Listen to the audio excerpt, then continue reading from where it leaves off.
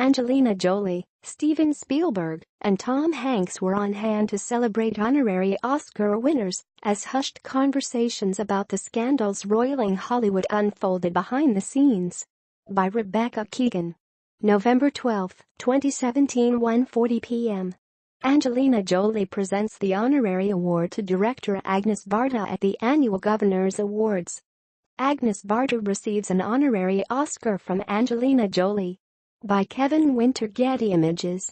When 89-year-old director Agnès Varda took the stage of the Governors Awards in Hollywood Saturday night, she delivered a message that many gathered in the Ray Dolby Ballroom seemed to need to hear.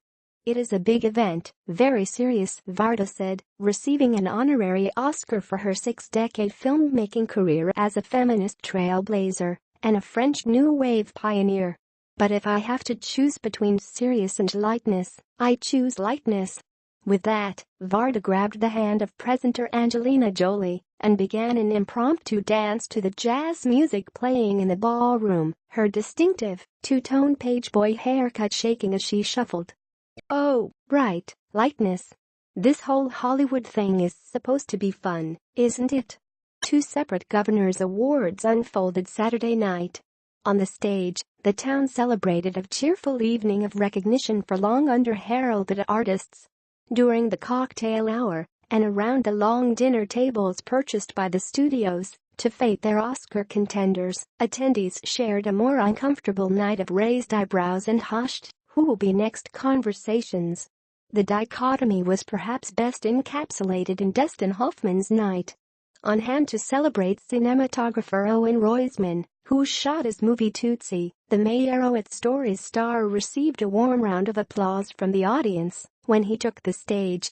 But Hoffman, who recently apologized after allegations surfaced that he sexually harassed an intern in 1985, skipped the de rigueur schmoozing during the cocktail hour, instead sitting quietly at his table with his wife, Lisa.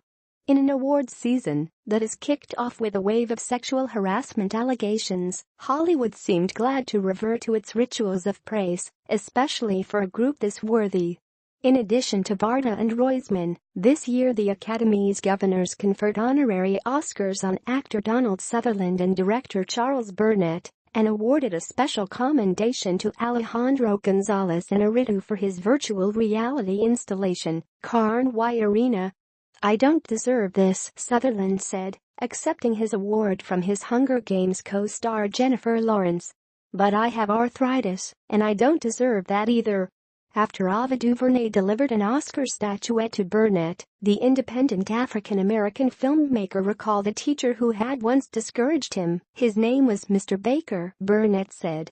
"I don't know if he's still around, but if he is, I hope he reads the trades." As dinner was served, many Oscar hopefuls passed up the plates of salmon for time to mingle. Saoirse Ronan, at 23, already an awards season veteran and on hand this time to promote Lady Bird, took the hand of a nervous-looking Juno Temple of Wonder Wheel and led her through the crowd. Brooklyn Prince, the 7-year-old star of the Florida Project, stopped to ask Wonder Woman's Gal Gadot for a selfie, a momentary reminder that there is some sweetness in the world. Steven Spielberg beckoned his The Post star Bob Odenkirk into a conversation with Iñárritu. Beatrice at dinner. Salma Hayek stopped the Florida Project director Sean Baker to tell him how much she had loved his previous film, Tangerine.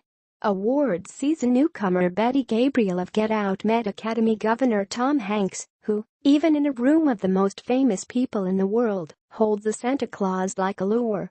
"I don't know if he'd seen the film or if he's just really nice, but he acted like he knew who I was," Gabriel said.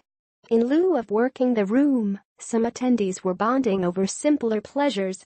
At the Annapurna table, Detroit's Anthony Mackie and Will Poulter traded tips on vegan hamburgers with Questlove, whose band, The Roots, wrote Detroit's original song, "It Ain't Fair." By the way, should you find yourself at an occasionally awkward 4.5-hour black tie Hollywood event this awards season, do your best to be seated next to Questlove, who is a delight. Amid the bonding and backslapping, however, there was also a hushed and heavy conversation. Multiple people shared off-the-record war stories about working with Weinstein. Mudbound producer Cashin Elwes contemplated how he'll handle his upcoming movie Billionaire Boys Club, in which Kevin Spacey plays a role. And Getty deflected a question about a New York Post story that said she would only play Wonder Woman again if Warner Bros. Buys financier Brett Ratner out of his deal with the studio, saying only, "Let's just have a nice night." In his opening remarks, new Academy President John Bailey opted not to mention the elephant in the room. Instead of discussing the group's recent decision to boot Weinstein from its membership rolls and create a new code of conduct, Bailey stuck to a standard intro about world cinema. While delivering a rollicking and racy speech about Varda's work, Directors Branch Governor Kimberly Peirce gave the room a chance, at least, to laugh at the hypocrisy of the business when it comes to issues of gender, sexuality, and power. Peirce recounted conversations she had with the Motion Picture Association of America's ratings board, which gave her 1999 film Boys Don't Cry an NC-17 rating because of a too long scene of a female orgasm. "I pointed out how many men have orgasms in movies," Peirce said, citing American Pie, "and there's something about Mary. Men were orgasming all over the place, and they were taking a long time to do it. So why couldn't we have a long female orgasm? Who has ever been hurt by an orgasm that lasted too long?" They had no answer. They're still looking.